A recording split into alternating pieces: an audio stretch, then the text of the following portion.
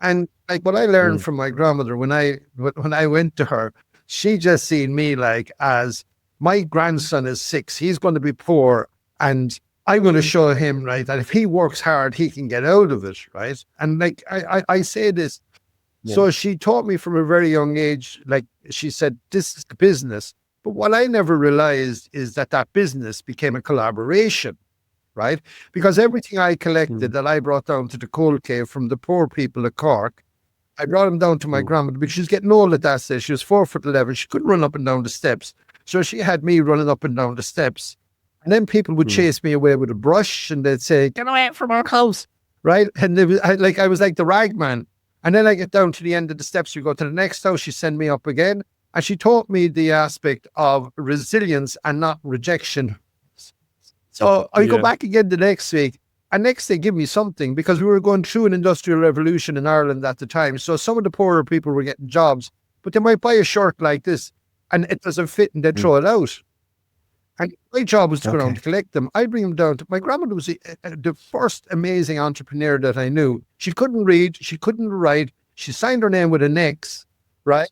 And so then what happened is I was saying, I'm not going up there. You get up there, right? Okay. And I go up. And eventually, through persistence, and that's the reason about not giving up, people started giving me stuff. Here's another one in relation to the mindset, because my mindset at 6, and we're developing, it depends on the mentors that you have. She was brilliant. She taught, incredible. Think you can, you will. If you think you can't, you won't. So when you're forming rejection, and I've been rejected loads of times, right?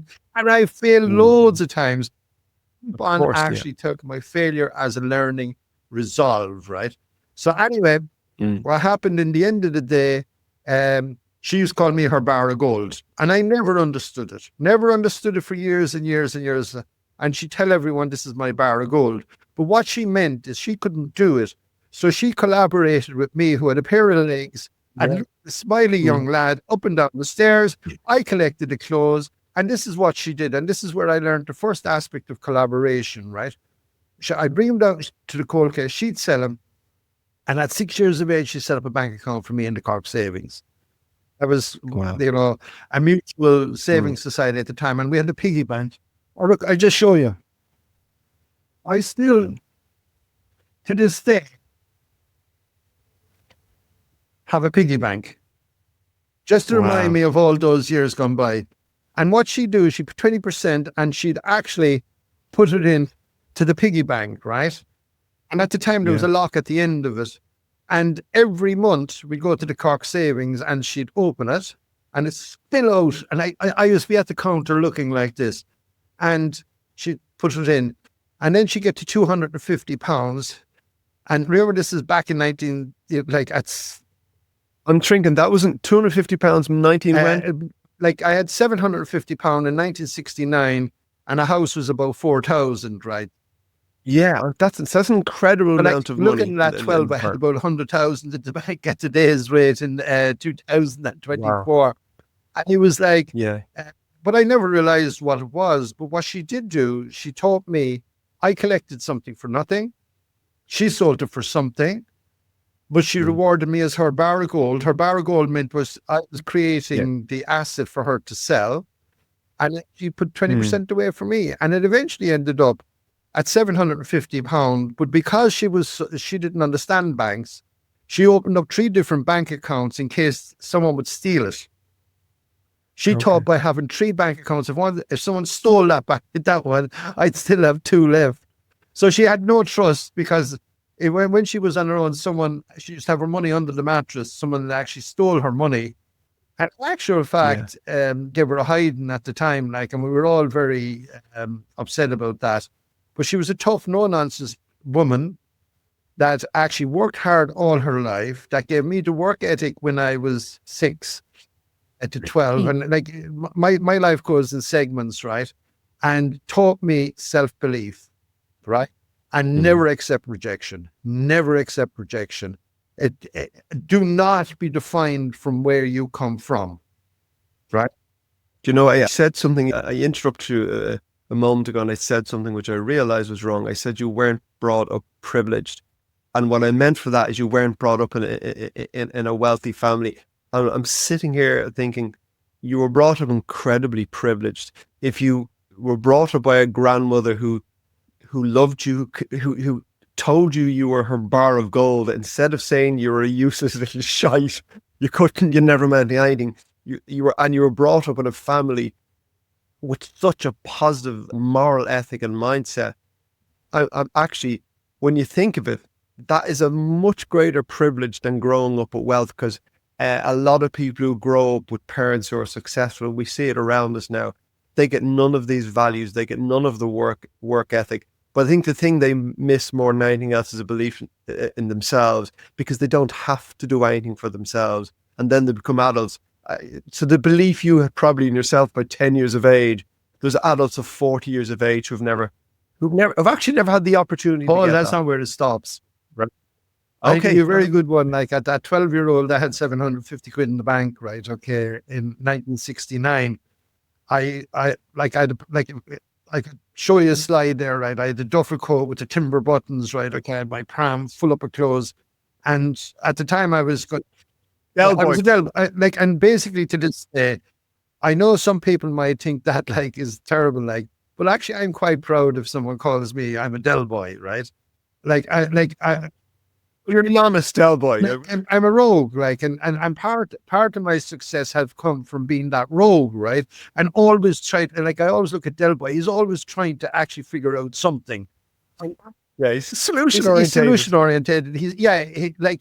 If he see 1,000 televisions there, right? Okay, it's all crock. Yeah. He says 1,000 televisions there. I can sell the 1,000 televisions. Well, anyway, just on this story, it's about the self-belief, right? And how it came about. And I know I'm a self-publicist, right? Okay, whether you like some people like me, some people loathe me, right? But the thing with it is, I had to do what I did to become who I became, because no one was going to give me a present of it. But anyway, there I was at 12 years of age, down the Coal Quay. It's like a lot of the poor marks around the world, because I don't know where your podcast is going, but in Ireland, like, we have a thing like Moore Street, where all the poor people go and people buy for poor people. So here I was with my pram, and I pushed it down, and there was these Americans. At the time, Americans love, like, we have a huge diaspora in Ireland of Americans, right? So they seen this poor kid, like, with a cap and a duffel and all these clothes, like poor ragged clothes. And they said, my God, they come over to me and they say, hey, kid, do you mind if we take your picture? Because they wanted to see this smiley, happy kid, poor with, I always remember.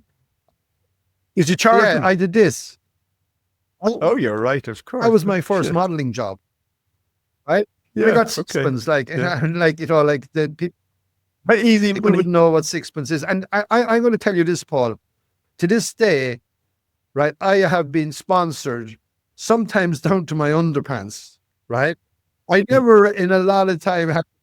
Don't share those photos. Here we are, say, there's a sponsorship jacket for you, right? Okay, they say if I wear a jacket, it could sell 1,000 jackets, right? What's he wearing? What's he wearing, right? And anyway, what happened was these Americans said, I got my sixpence, and I stood there, and they said, turn this or turn that way. And there I was, this poor Irish kids, not realizing what they were using it for. But there was a conversation occurred, right? I was very working. That was 12.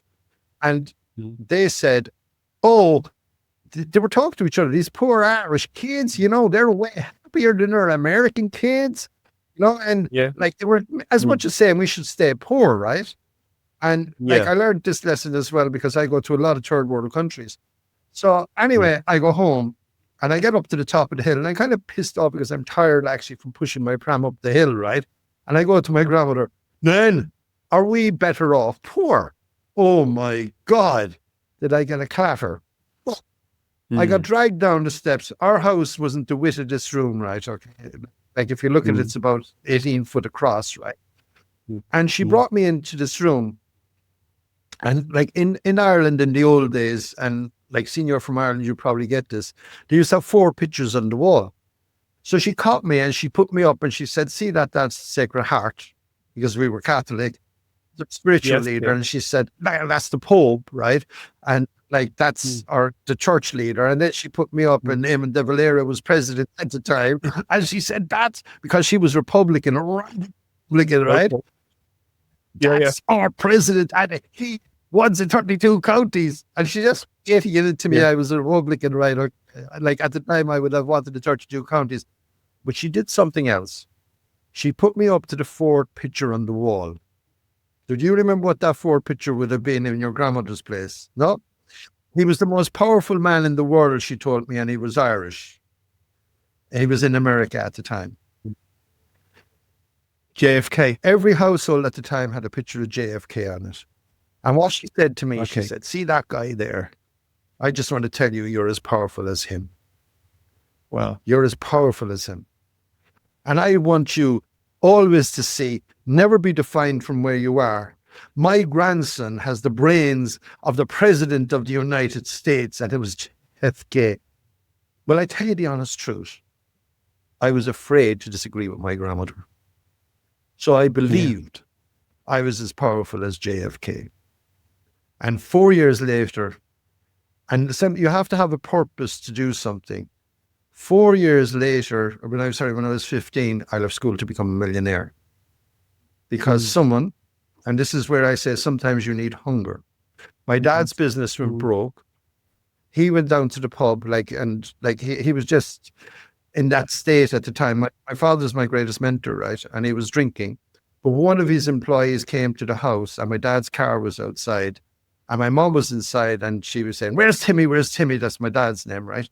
And she said, he's not here. He's here. And what he did is he kicked the door, right? In on top of her. She fell. I heard the commotion. She fell back, hit her head, and went unconscious. So I came out and I nearly killed your man. I swear to God, his name was Charlie Gamble, so I don't even say who he is. But I always remember it was a changing point. I caught him by the throat and put him up because he was after hurting. You 15 at this stage, right? You say? And I nearly strangled him, right? Because I just got this energy. I seen my mother there, and I was trying to shake her up like she was coming around, and then he was still there. He was pissed, like drunk. So I went back in, and I left school to become a millionaire. Yeah. I was actually practicing as a bricklayer at the time. That's what my parents were, my father was, and all our family was. So I left school saying to everyone, I am going to become a millionaire. And this is an aspect of visualization, right? It's an aspect that I learned for people when they have a dream, goal, or aspirations that they need. They need a vision, right? They need a purpose. Did I know what a millionaire? I didn't, but all I heard was like, if you were a millionaire, you didn't have to worry about money. So all I wanted was a purpose at the time that our family would not have to worry about money, right? That we would not be poor. My grandmother was teaching me the entrepreneurial aspect. And she also taught me from that, by the way, right? And like when I go around the world, like I often have people saying the same thing. Oh, look at those lovely poor people, right? They're crapping inside in holes, right? No flushing toilets or anything like that. And my grandmother was teaching me at the time, nobody wants to, this is for a parent now or someone that's getting better. Nobody wants to live in an anthropological museum so other people can come in and stare at them. Right? Of course, yeah. Lots of people actually think that, look, if you handle wealth well and you share it or you're good and you're not greedy, right? Well, it can be a very positive thing, and especially if you help others, right? So anyway, the thing with it is, didn't I leave school to become a millionaire? But I was a bricklayer. I started going around it. Can you imagine, like in a 5,000 house estate, all poor people, and this jackass is going around saying, like, how are you doing? I'm going to become a millionaire. I'm going to become a millionaire. I'm going to become a millionaire. So like I got rejected more times, like by people thinking I was jumped up asshole, right? But my vision had a purpose, and you have to have a purpose. Like if you want a purpose to buy a home, if it's a case that you want to, like you have to see it because your mind actually drives you towards it. And eventually, by the time I was 17, I wasn't a millionaire. And was I pissed off? 2 years and you weren't a millionaire. Pissed off, right? Okay. So at this stage, as you said, you talked about college, and I went to my dad who I love dearly, like he was in politics as well. He went on to be the Lord Mayor of our city. And so I says to my dad, I said, Dad, I was doing well, right? Right. I had 20 men at the time. And I said to Dad, Dad, I'm not a millionaire. I don't know, like all these fellas were telling me about going to college and they were all in college. You know, great bit of advice. And by the way, I advocate people like getting the best education they can. Cool. I didn't have that opportunity, right? So therefore we have to take opportunity and what happened in tandem. But like, you know, I'd advise everyone to go to college. But anyway, what happened was that he sat me down and he said, son, you're a dreamer. You're the biggest dreamer I know. And I passed this advice on to everybody. He said, son, dream and dream big, he said. There's no problem in that dream about being a millionaire. No, I wasn't too badly wealthy off myself, even at 17, right? But he said, remember, it's in the following of the dream is where the success lies, not in achieving it. Let achieving it be the bonus, right? So what happens with loads of people, and like I had some great mentors, and that's the reason why I became a mentor, a coach to other people, right? Okay, so I try to pass on the philosophy of this 68-year-old you're looking at here that has just tried to set up, have a mindset of a business that could be worth $500 million at the moment, right? Okay, whether it will or not, it doesn't matter, right? Okay, I'm following a course at the moment. But, you know, the big problem with people is Lawrence of Arabia, he gave me a book at the time, and there was a verse in it, and he had it all marked out. As I look out here, I don't know how many people you have in your podcast, but the thing with it is, it said something like this, because I know each and every person out there are dreamers. There's not one person who don't dream. But this is what happens. Most people dream in the dusty recesses of their mind to wake in the morning to find it was vanity. But the dreamers of the day may enact their dreams with open eyes and make their dreams a reality. In others, most people are procrastinators. So if you don't go for what you want and you dream about it, then you're, I would say, a procrastinator, right? So when I say that to people, people get very upset. And I say, okay, then, like, and they come into me as a coach and they'd say, or a mentor, and they'd say, this is my dream, this is my goal, right? But they don't work for it. And I'll give one quote that was beaten to me as a young person, right? And I am now profoundly saying this to whoever your listeners are, right? That I know the secret about how you can have anything that you want. My greatest ambition is to become the best grandfather in the world now. That's my biggest ambition, right? And that's the hardest thing I'll ever do. But what I want to do is, and like you can use this anytime you want to, right? Okay, and give me a credit for it. But I got this from my parents, right? But they were telling me like about, hey son, you've got to want what you want, right? And then I was saying, yeah, because loads of people want stuff, right? And they like stuff, but they won't do this. And they don't get it. And I said, like, what do you want? People say, I want a new car. I want a new home. I want a nice girlfriend. I want to become the best parent in the world, right? But here is how you can be anything that you want and get it, right? You ready for this? I'm Think listening. about what you want, and I'll guarantee you it's about attributes. If you want something bad enough, then you've got to go out and fight for it. You've got to give up your time and your peace and your sleep for it. If your life seems so lonely and useless without it, but all that you do is you plan and you dream is about it. If gladly you fret for it, but then sweat for it, but then go for it, but go for it with all of your capacity, your strength and tenacity. If you simply go after the things in life that you want, though tired, gaunt and lonely, and if day after day you besiege and beset it, Paul, you know what will happen? You'll end up, you will get it. And what happens with lots of people, they like things, they want things, but the thing with it is, it's about attributes. It's about actually positive mindset. It's about, like anyone, like I'm fed up of listening to these people online, right? To say how you can become a millionaire and how you can have all your dreams come true in 6 hours a week. For someone that has, and maybe some people can do it, but for most of the people that are taken in by it, it is bullshit, right?